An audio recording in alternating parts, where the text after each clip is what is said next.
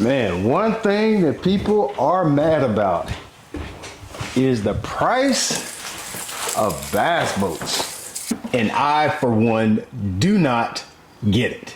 Now, don't get me wrong, like, boats are expensive. They are expensive.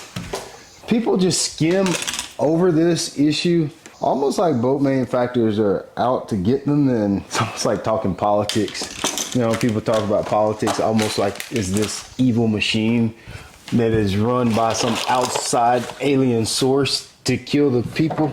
That's when I hear people talk about boat price, that's kind of what it feels like to me. And they don't really think about all that's changed with bass boats over the years. I mean, a lot of stuff has, this ain't no 1993 Javelin that you're driving anymore, you know? When you look at what boats used to be zero computers on them. You had a little 5-inch graph at the front. You had maybe a graph at the back if you were lucky. Probably no graph and a flasher at the back. Your engine for certain had no electronics on it. It was going to blow in a matter of about 30 to 50 hours. That engine was going to blow.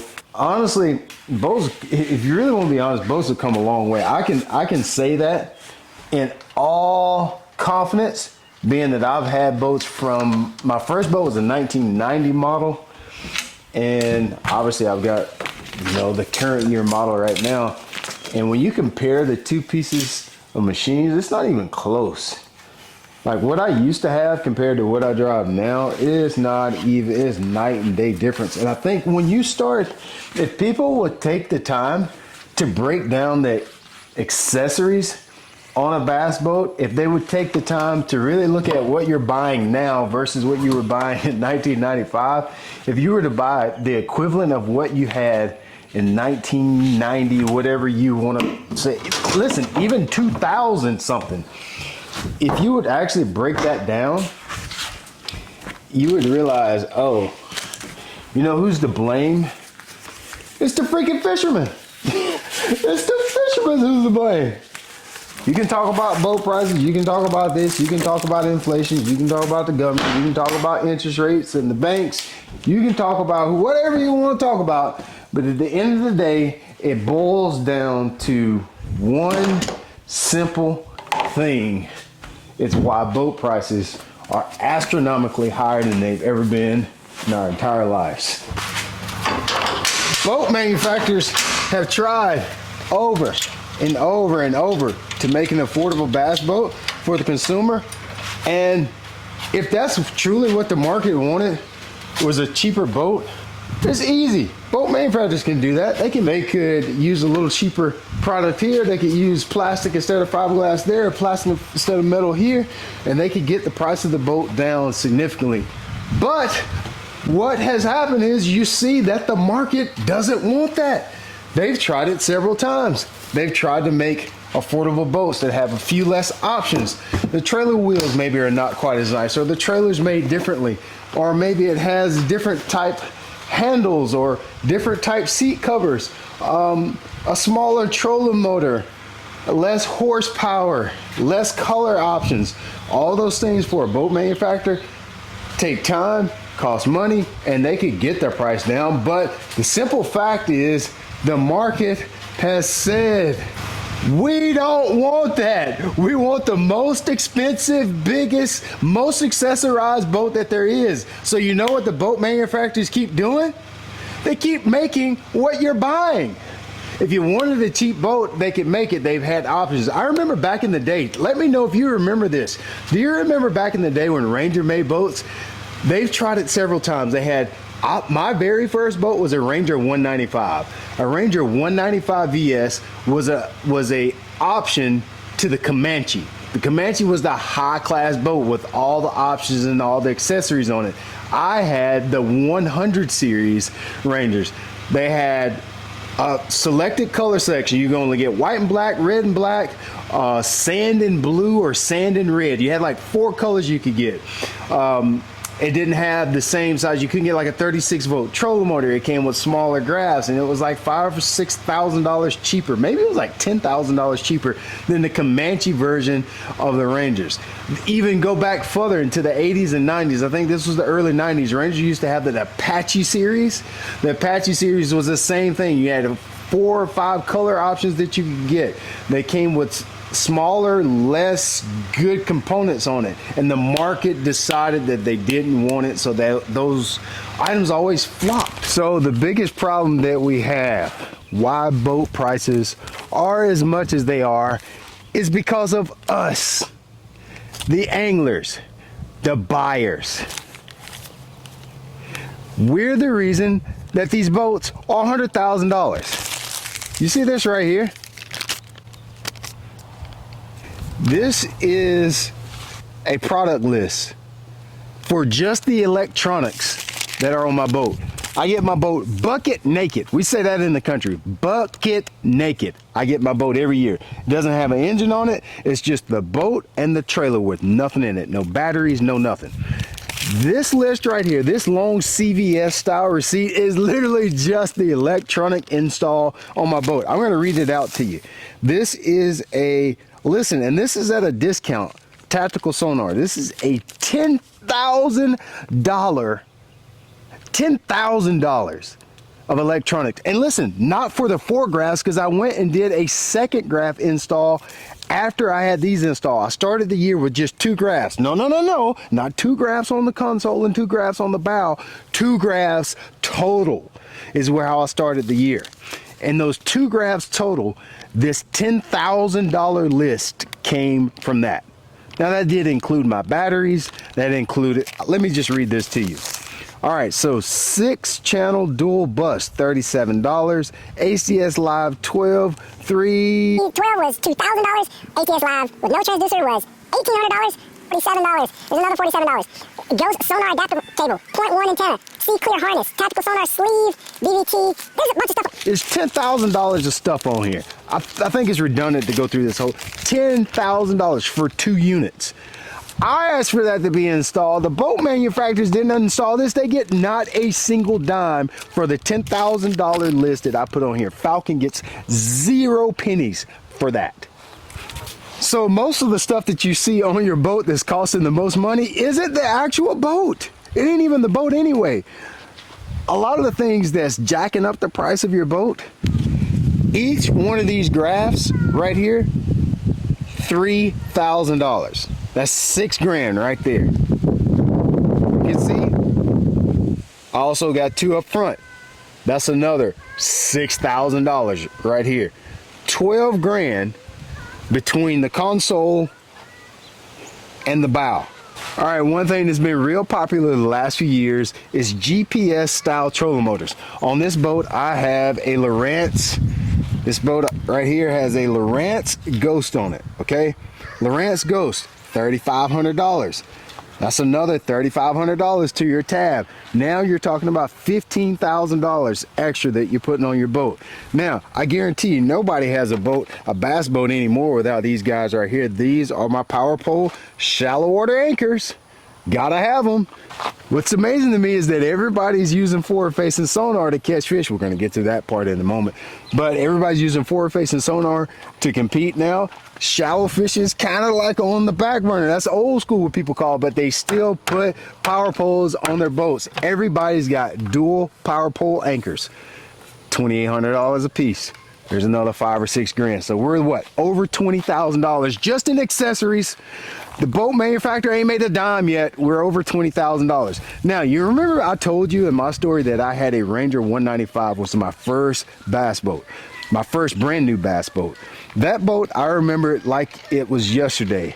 $23,000 is what I paid for that boat in 2004.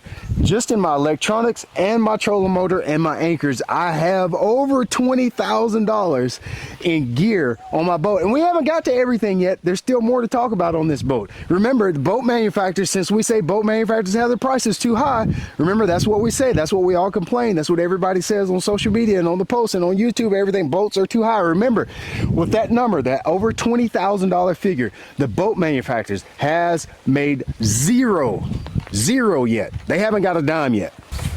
All right, you see that right there? That is my hydraulic jack plate. Everybody probably knows what that is if you're watching this video. The hydraulic jack plate lets my motor up and down on the jack plate. Everybody talks about hydraulic jack plate and how you can use it to get into shallow water and how you can use it to get over a sandbar, over a grass flat, over stumps, over rocks, protect your investment. That's what everybody says when it comes to a hydraulic jack plate, but that's not why I put one on my boat. I put one on my boat for a very, very different reason. The number one reason that I put a hydraulic jack plate on my boat is load distribution. So I can handle my boat better when I'm driving. With a hydraulic jack plate, when you let the boat motor down, I've got more control, I got more corner speed. The prop is lower below the pad of the boat, and when I'm in a creek and I'm making tight turns, I can make the front of the boat grab, and I've got total control. When I've got full tank of gas, full live wells, and a 400-pound co-angler with me, I can bury that engine down in the water. I can get the torque that I need to get my boat to run properly. But if it's just me by myself and I want to let that Mercury 250 horsepower Pro XS eat, snort, let her rip 74 miles an hour back to take off, and it's just me, I can trim my engine up, get the highest RPM possible, and gain 3-4 miles an hour. That's why I run a hydraulic jack plate. There's very few times where me getting into a shallow area is dependent on my hydraulic jack plate. For me, it's about performance. But I ain't buying a boat and not having it. But that's also another $2,500. That transducer right there has probably cost more than the first graph that I had on my boat. I got one transducer right there. There's another transducer buried somewhere down in all of this stuff down in there. There's my forward-facing transducer right there. I know people are going to be in the comments talking about this guy right here. Then there's another transducer that's somewhere in this head of this trolling motor right here for my 2D sonar. On my boat, I've got 3 transducers, 3 ways of seeing fish. Now some boats got 5 and 6 transducers, but every one of those transducers costs money. I don't remember exactly how much it is, but I guarantee you I'm probably over $1,000 in just transducers. That little Lowrance, I can't remember that I had on my Ranger 195. I'm almost certain it was less than $1,000 that I had back in 2004, and now my transducers cost more. Oh, by the way, remember, the boat manufacturers hadn't made a dime yet on this price chart that we're making. Now, tell me that your 201 Stratus Pro XL from 1998, did the battery compartment look like this? I got 2 cranking batteries. Supposed to have 3 trolling batteries over there, but I got one bad. Power pole, 2 power pole pumps. I've got 2 chargers. There's a traditional charger right there, and then I have a power pole charge back there. So these 2 batteries right here are $300 a piece. That's $600. Those batteries right there are $200 a piece. Those are $600 more. That's $1,200. My power pole pumps go with my power poles, which are like $3 grand a piece. Miller Tech charger right there. That's a traditional charger. I don't know how much it costs. Let's just say $250. And then I also have the power pole charge back there to diagnose my batteries, which is also probably another $800 if I had to guess. Boy, look at them right there. They say they look like 17s, but I keep them clean. Look, I ain't gonna buy a boat and then have some raggedy equipment on. That's just me personally. You ain't gonna hear me complaining about boat prices. I'll just get the boat that I can afford. But if I'm gonna get a good boat, I'm gonna get the trailer upgrades. I got an upgraded trailer with bigger, more fancier wheels. They not 24s. They not 20. These are 17s, but I don't really keep them clean either, but I just like the big trailer and the trailer wheels. I think it's like $1,000 upgrade. Maybe it's $1,500 upgrade. But for me, it's worth it. You ain't got to get that, but I don't know why you wouldn't. I got the trailer steps. That's another $1,000 right there for trailer steps. So that's $1,200, $800. Let's just say another $2,000. We're pushing $30,000 yet, and we still haven't bought a boat, y'all. We just got accessories. We still ain't got a boat at pushing $30,000 yet. So I never thought we would get to a place where engines are as reliable as they are now. Now I know what somebody's going to say. They're going to be that one guy that ran his motor into a rock, or the one guy that blew his motor, or he had something go wrong, his battery went dead, or whatever happened, his cow flew off going down lazy. I was like, oh, my engine doesn't do this, that. Listen, if you own the boat probably 2015 and older, you know how far we came with outboard engines and how much better they are than they used to be. Them old engines sucked. You know they were going to blow. They were no good. They used a lot of fuel. They used oil. They smoked. They kind of smell good, though. I ain't gonna lie to that. And they did sound good, too, but that thing sounds good.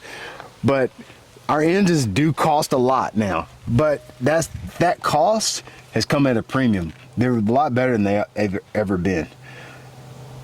Yes, they still do break at times, because I know somebody is going to be in the comments saying, well, I had to put 2 lower units on, or I had to put 2 shift actuators on, or I slung 2 ears on my prop, and I had to do this and I had to do that. Listen, nothing's bulletproof, but if you compare cars and trucks to the way they were 15 years ago to the way they are now, cars now are better than they used to be, and so are outboard engines, and they cost a lot more than they used to. Outboard engine now is probably going to run you about $25,000. So now we're at 50 plus grand. We ain't got a boat yet. So Javelin 393 on bassboatcentral.com. $50,000 plus we're at now. We still don't have a hull. All we have is electronics, harnessing. We didn't even talk about my graph mounts. All we have is trolling motor, an engine, power poles, batteries. We talked a little bit about our trailer, and we got trailer steps, and we still ain't got a hull. And we're over $50,000. So when you rattle off about why boats cost so much, they cost so much because of us. We want all of this stuff. We want extra graphs, and we want hydraulic jack plates. We want the best engine. Listen, I'll be honest with you, I'd trade everything as long as you let me keep my Mercury. You could go back to whatever. Listen, Javelin Man 393, whatever you had on your Javelin in 1992, that Aquarilla or Procraft Man 474 on BBC. If we could go back and get them 5-inch graphs, and you would let me keep my 4-stroke engine, I would take that any day. Do you need the stuff that I have on my boat to compete at a high level? I would say probably yes. It makes you way more efficient. Honestly, it's probably a lot more fun. Do you have to have everything that I just showed you and listed out and priced out on this boat to go out and catch fish and win your club tournaments, compete in your high school fishing tournaments, to compete in your middle school tournaments and college tournaments? Absolutely not. You don't need all that stuff to compete in those tournaments. But if you want to be more efficient, if you want that stuff, you just have to work a little harder to get it. The prices is not going to come down. It's probably actually going to go higher. To be honest, I can't think of a time in history where really anything got cheaper as time went on. But just know the prices of boats are high. It's because of us, and it's really probably not the boat manufacturers. It's you and all the accessories that you require on your boat to get the sale from the boat manufacturer. They would make a cheaper boat, but you don't want it.